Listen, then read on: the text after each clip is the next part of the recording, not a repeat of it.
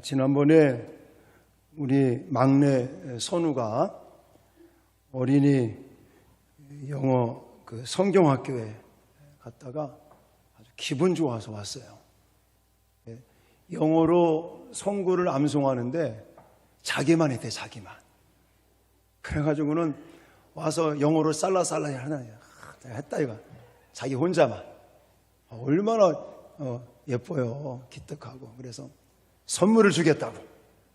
그래서는 10,000원짜리 하나를 줬더니 아이고 뿅 가더라고. 그냥 너무너무 좋아하는 거예요. 10,000원 받고 자기 아빠한테 선물 받았다고.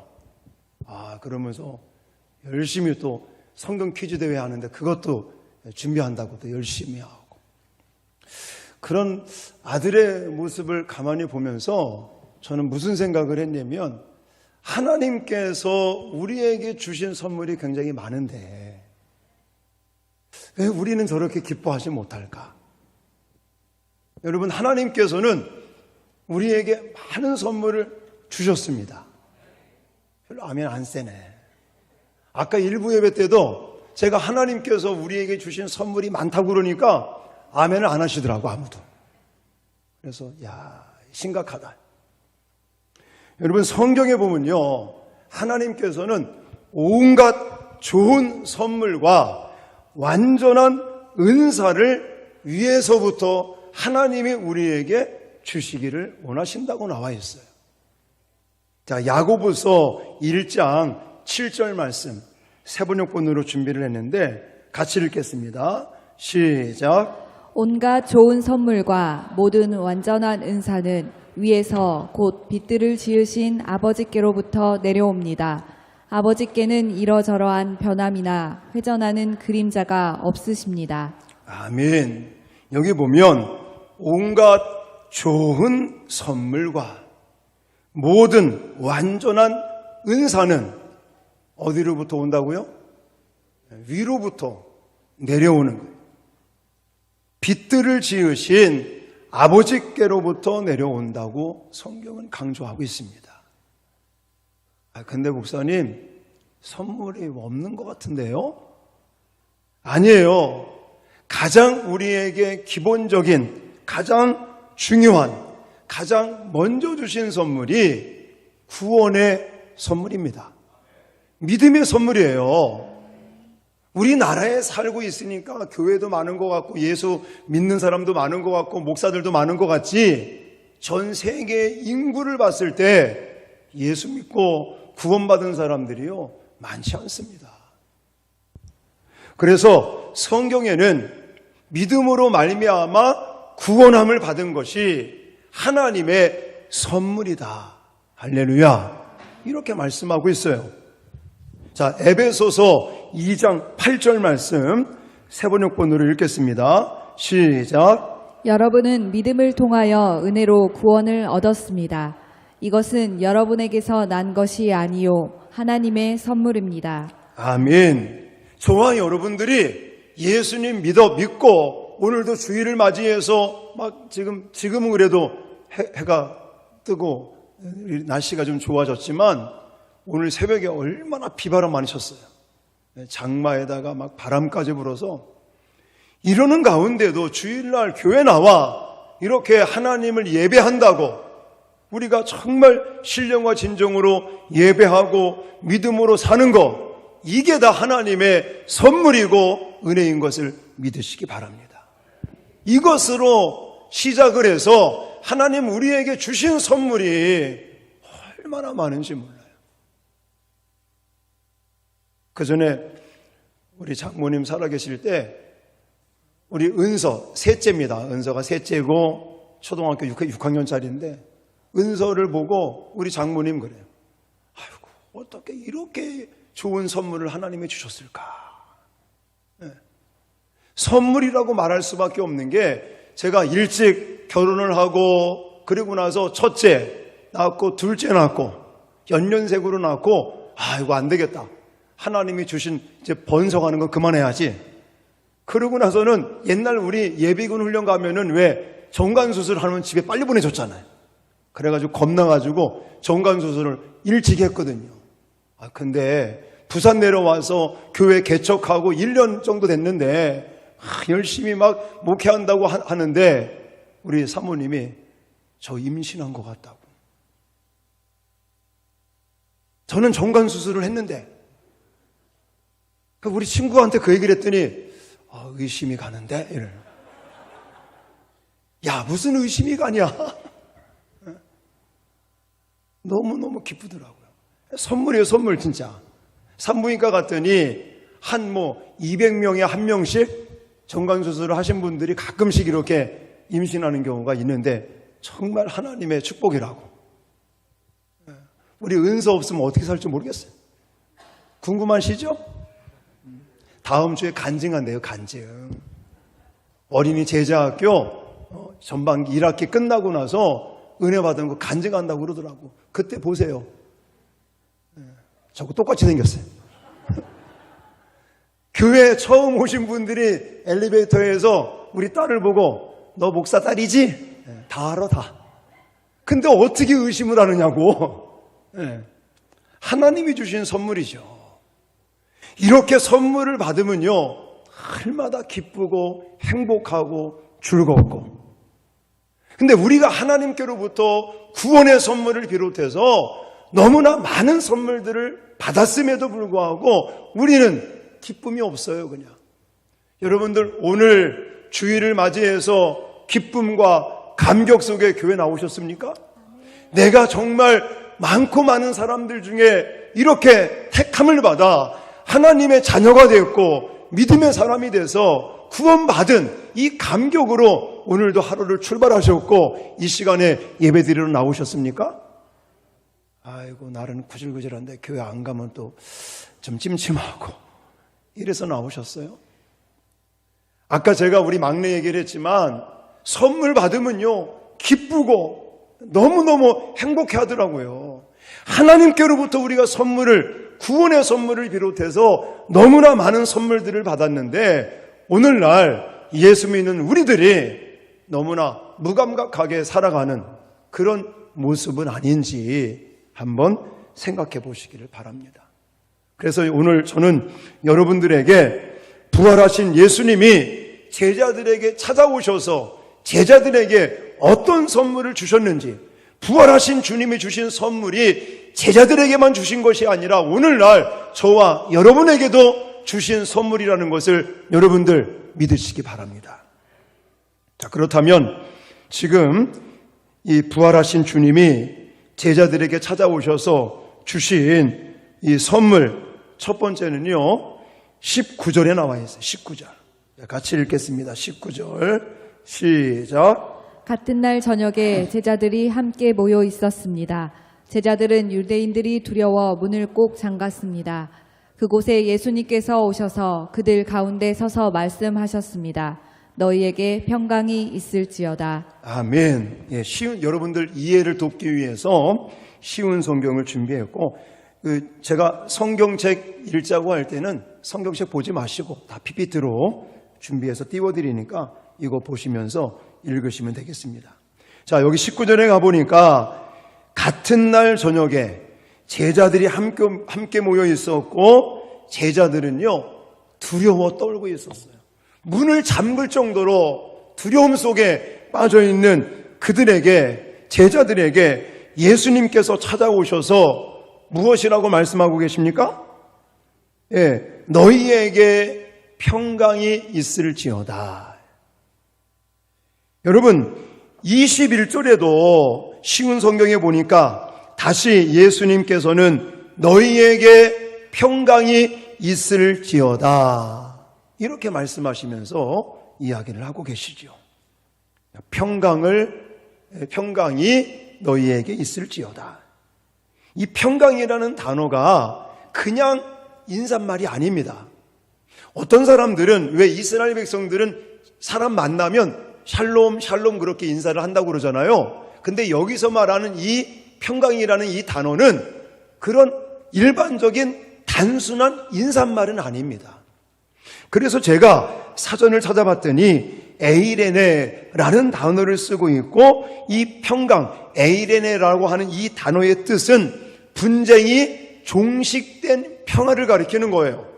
또 위험에서부터 분리된 안전한 상태를 가리키는 거예요. 그리고 모든 사람과 더불어서 화평하는 이 화평을 가리킨다는 말입니다.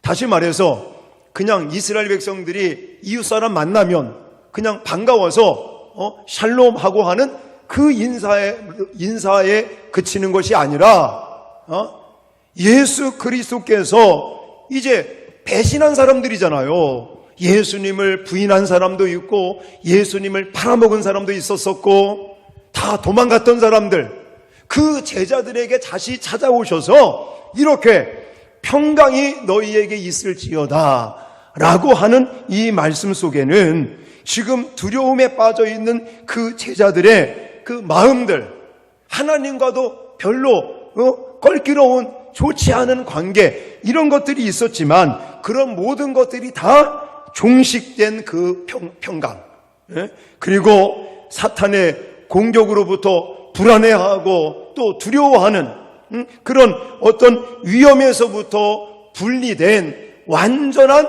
평강의 그 평강을 예수님께서 지금 제자들에게 선물로 주시고 계시는 것입니다. 근데 예수님께서는 부활하시고 나서만 이렇게 선물을 주신 것이 아니라 공생의 기간 동안도 예수님께서 제자들에게 이 평강이라고 하는 것을 약속으로 주셨어요. 그러니까 이 평강이라고 하는 것은 약속이면서도 선물이라는 것이죠. 자, 요한복음 14장 27절 말씀, 예수님 공생의 기간 동안 하셨던 말씀입니다. 같이 읽겠습니다. 시작. 평안을 너희에게 끼치노니 곧 나의 평안을 너희에게 주노라. 내가 너희에게 주는 것은 세상이 주는 것과 같지 아니하니라.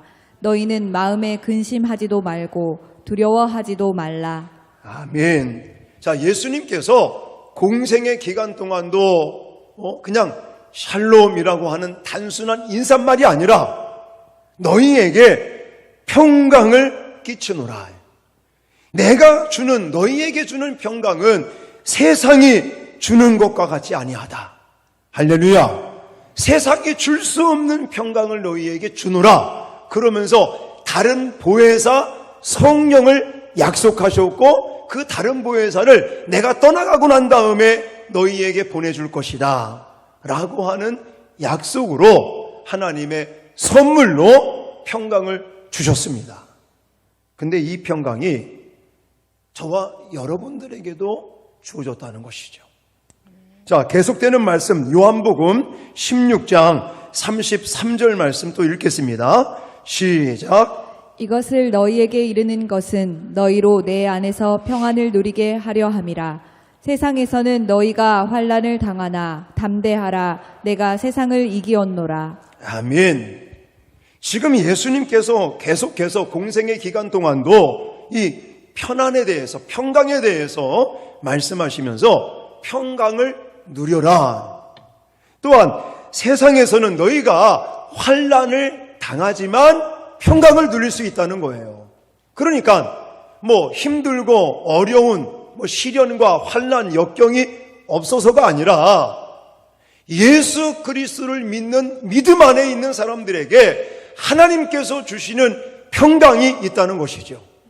그걸 통해서 지금 현재 힘들고 어려워도 평강을 누릴 수 있다. 너희들에게 평강을 주니까, 선물로 주니까 너희들은 환경 때문에 힘들어하지 말고, 두려워하지 말고, 염려하지 말고, 근심하지 말고, 하나님께서 주시는, 예수 그리스도께서 우리에게 선물로 주시는 평강을 날마다 누릴 수 있는 저와 여러분 되시기를 주님의 이름으로 축원합니다.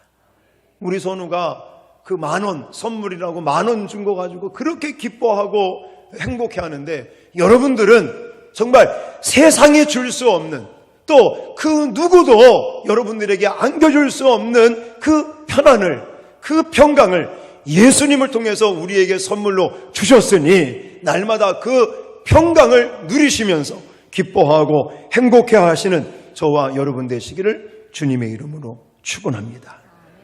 두 번째로 예수님께서, 특히 부활하신 예수님께서 제자들에게 주신 이 선물은요, 복음 전파의 사명이라는 선물을 주셨습니다. 이렇게 말씀드리면 사명은 일을 해야 되는 건데 그게 무슨 선물이냐? 아닙니다. 선물이에요. 제가 설명을 드릴게요. 자, 먼저는 21절을 읽겠습니다. 자, 21절 시작. 다시 예수님께서는 너희에게 평강이 있을지어다.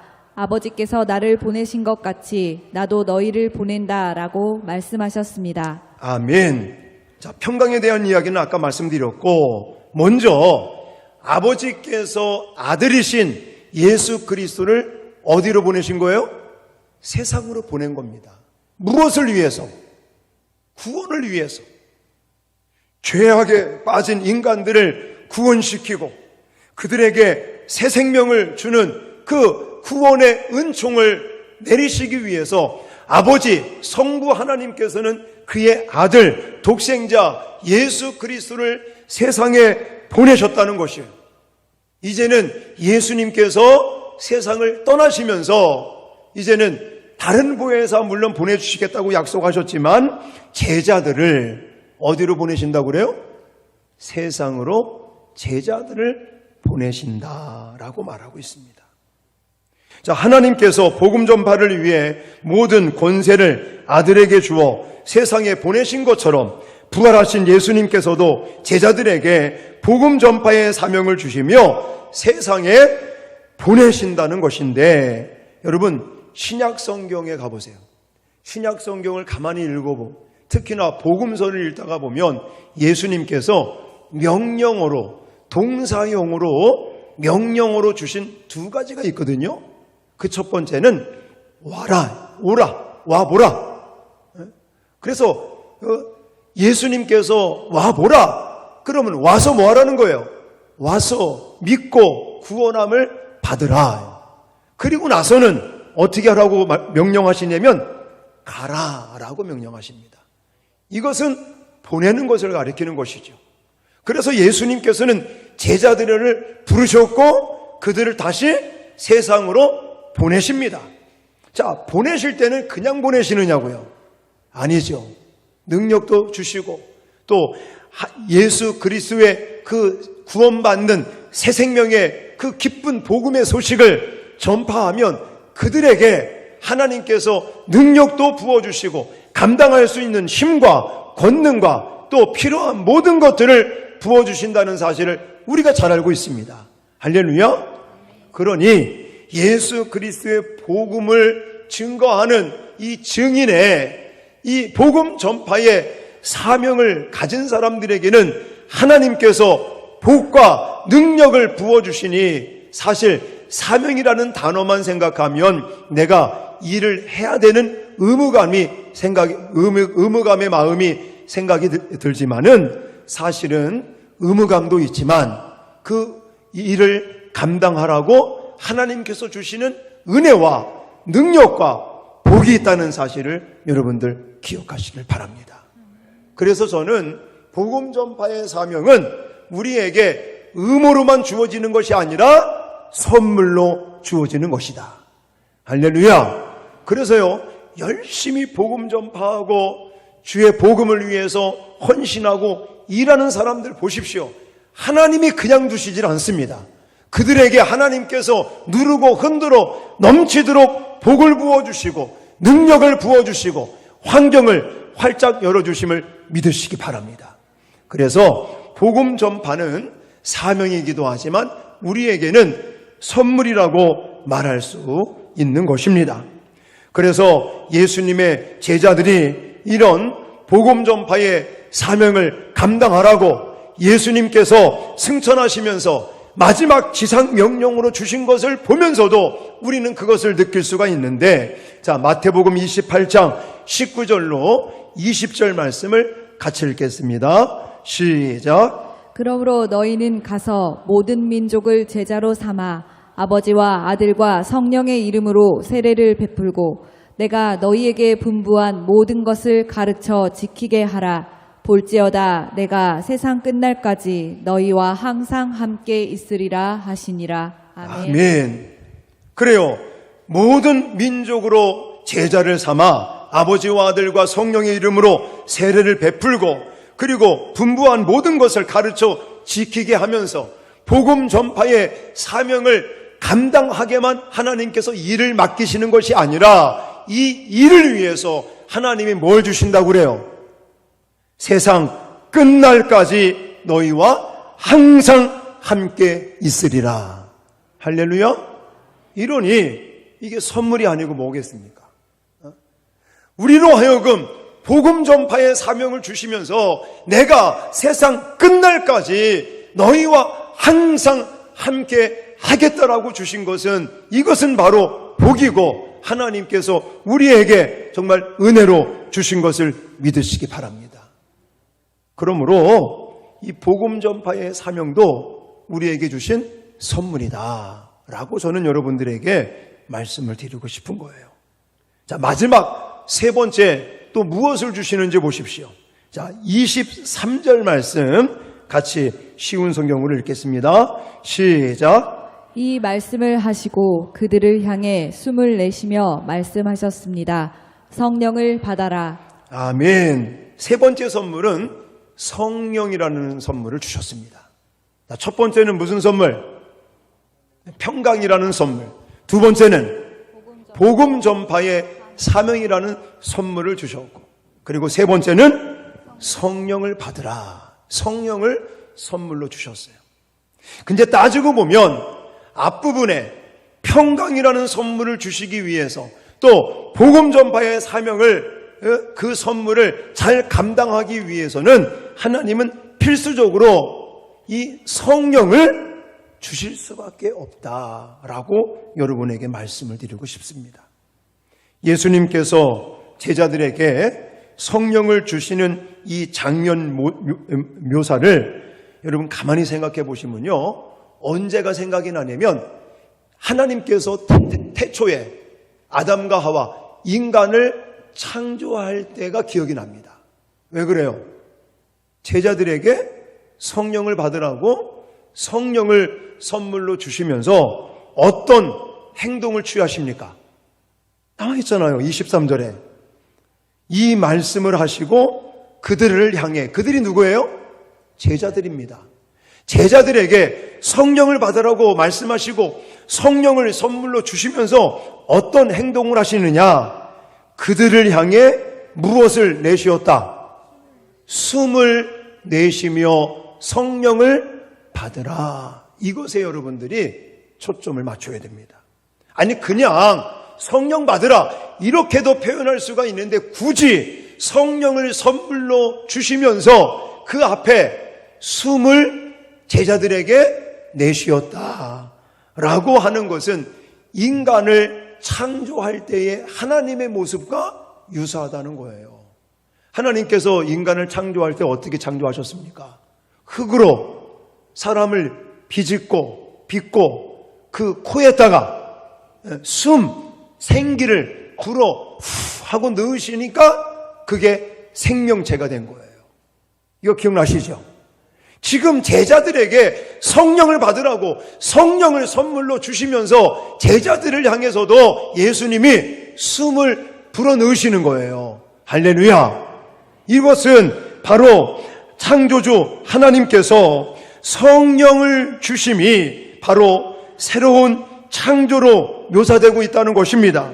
이 말은 무슨 말이냐? 인간에게 하나님께서 코에 생기를 불어 넣으시고 그것이 생명체가 되면서 인간에게 어떤 복을 주셨어요? 생육하고 번성하고 땅에 충만하고 다스리고 지키고 정복할 수 있는 능력도 주셨고 그것을 관리할 수 있는 직무를 주신 것과 같이 지금 그냥 단순하게 성령 받으라, 성령을 선물로 주시는 것은 바로 이 인간에게 주셨던 그 복과 능력과 직무를 지금 제자들에게 주신다는 사실을 믿으시기 바랍니다. 다시 말해서 성령을 통해서 하나님은 감당할 수 있는 능력도 주시고 또 하나님께서 주시는 직무를 잘 감당할 수 있도록, 그것을 다 처리할 수 있도록 하나님께서 필요한 모든 것들을 공급해 주시겠다고 지금 약속하고 계시고, 이것을 선물로 주심을 믿으시기 바랍니다. 이렇게 큰 선물들을 하나님이 우리에게 주셨는데 우리가 어찌 기뻐하지 아니할 수 있고 감격하지 아니할 수 있고 날마다 행복해야 하지 않을 수 있겠습니까? 어린아이가 선물이라고 그 돈 10,000원 받고도 그렇게 기뻐하고 행복해하는데, 이렇듯 구원의 선물을 시작으로 해서 이렇게 부활하신 주님께서 오늘 본문만 따지고 보더라도 3가지의 선물을 주셨어요. 어마어마한 선물이 아니겠습니까? 이 선물을 우리가 받았을진데 여러분들 이런 선물을 지금 느끼고 계시느냐고요. 여러분들이 하루하루 눈을 뜨고 하루를 출발하고 또 하루하루 순간적으로 살아가면서 하나님께서 주신 이런 선물들을 내가 체험하고 또 이런 선물들을 통해서 내가 기뻐하고 감격하는 삶을 살아가고 계시는지 여러분들의 한번 신앙을 점검해 보시기를 바라요. 특히나 저는 오늘 이 3가지 선물 중에서 3번째 선물이 가장 중요하다고 생각이 되어져요. 첫 번째 선물은 뭐라고요? 평강의 선물. 2번째는 복음 전파의 선물. 3번째는 성령이라고 하는 선물이라고 그랬는데, 이 성령이라고 하는 선물이 가장 중요해요. 왜냐? 성령의 기름 부으심, 성령의 충만함이 있으면 첫 번째도 충족이 될 수 있기 때문에. 자, 그럼 우리가 잘 알고 있는 성경 구절 있잖아요. 사도행전 1장 8절에 가보면 오직 성령이 너희에게 임하시면 너희가 권능을 받고 예루살렘과 온 유대와 사마리아와 땅끝까지 이르러 내 증인이 되리라 하시니라. 이 순서를 따져보면 우리에게 성령의 기름 부으심, 성령의 충만함이 있으면 복음 전파의 사명도 수월하게 되는 것이고, 그걸 통해서 하나님께서 주시는 능력과 은혜를 통해 날마다 평강이 넘치는 삶을 살아가게 될 것을 믿으시기 바랍니다. 제가 책을 읽다가 글을 한 가지 읽었는데 참 동감이 가는 글이었었어요. 이제 어떤 유학을 간 유학생이 자기 목사님한테 보냈던 편지의 내용인데, 내용인즉슨 그렇습니다. 이제는 외국으로 공부하러 유학을 갔는데 가서 한 해를 이렇게 1년을 지내고 2년을 지내고 세월이 지나가다 보니까 한국에서 그냥 막 마음껏 통성 기도하고 방언 기도하고 뜨겁게 신앙생활 했던 그 신앙을 마음대로 못하니까 이제 외국 사람들 집 주인의 그런 집에서 하숙을 하면서 그렇게 이제 공부를 하고 이러다 보니까 이제는 신앙도 다운되고 그리고 공부하는 것도 힘들고 이러니까는 유학병에 걸리고 만 거예요. 이 학생이 이제는 슬슬 아이고 공부하는 것도 힘들고 빨리 집에 가고 싶다. 그래서 처음에는 짐을 싸들고 한국에를 들어오려고 그렇게 마음 먹었는데, 그 하숙집의 주인 그 식구들이 뭐 휴가를 맞이해서 어디를 이제 여행을 갔다는 거예요. 그 집에 자기 혼자만 남았는데, 그래 한국 갈 때 가더라도 옛날 한국에서 그 뜨겁게 기도하고 신앙생활 했던 그때가 그리워가지고 집에 있는 모든 문, 창문 다 걸어 잠그고요, 커튼을 다 내리고, 그리고 나서는 그냥 찬송가를 틀어놓고 불을 꺼놓고 그 다음에는 그냥 옛날에 그 뜨거웠던 기도의 모습을 다시금 좀 해보려고 막 기도를 시작을 했는데 2년 넘도록 그렇게 뜨겁게 기도하는 적이 없었었는데, 그날따라 성령이 임하면서 방언이 터지고 옛날 한국에서 신앙생활 했던 막 금요기도회에 그렇게 뜨겁게 막 기도했던 그때가 다시 막 생각이 나면서 막 방언 기도가 터지고 막 난리가 난 거예요. 이렇게 3시간 쭉 막 뜨겁게 기도하고 났더니 그 다음에요, 한국에 가야겠다는 마음이 사라지더래. 이 유학생의 환경이 바뀐 게 아닙니다.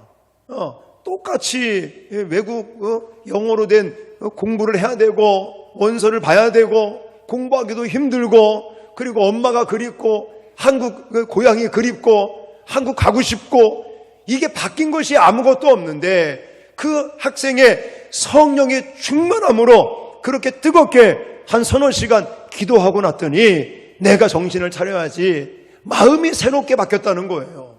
다시 말해서 성령의 충만함을 받으니까 뜨겁게 하나님 앞에 기도하고 났더니 마음이 바뀌는 거예요.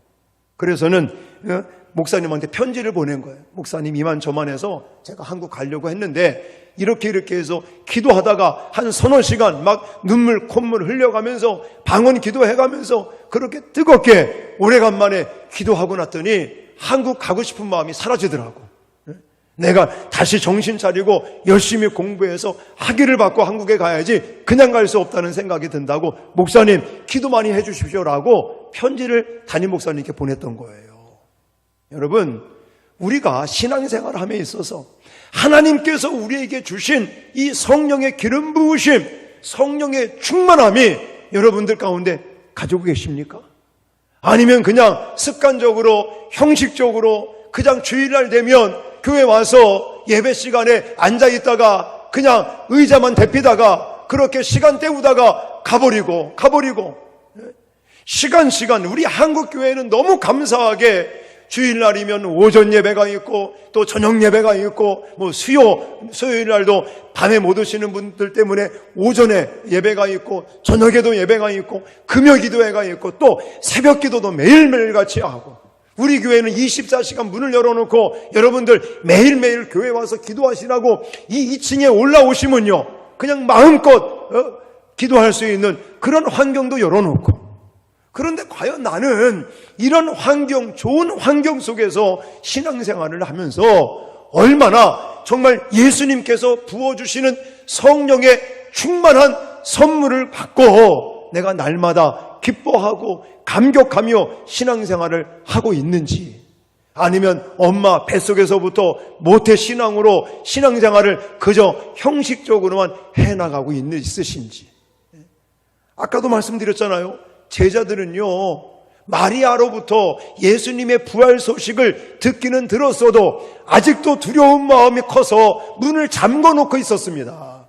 이런 제자들에게 예수님께서 찾아오셔서 다시금 그들에게 세 가지의 선물을 다시금 이렇게 확인시켜 주시면서 너희들도 제발 그 선물 받은 사람의 기쁨과 감격과 능력 있는 신앙생활을 회복하라고 예수님께서 제자들을 찾아오셔서 이렇게 선물을 주신다는 사실을 기억하시길 바랍니다. 지금도 눈에 보이진 않지만 부활하신 주님은 두려움 속에 문을 잠궈두고 있는 이 제자들에게 찾아오셔서 이 선물을 주시듯이 저와 여러분들 가운데 찾아오셔서 이 세 가지의 선물을 주셨습니다. 어떤 선물을 주셨어요?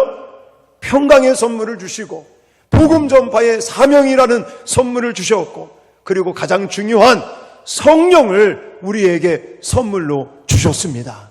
날마다 이 선물을 받고 기뻐하시고 감격하시고 체험하시고 살아계신 예수 그리스도를 담대히 증거할 수 있는 저와 여러분 되어지시기를 주님의 이름으로 축원합니다.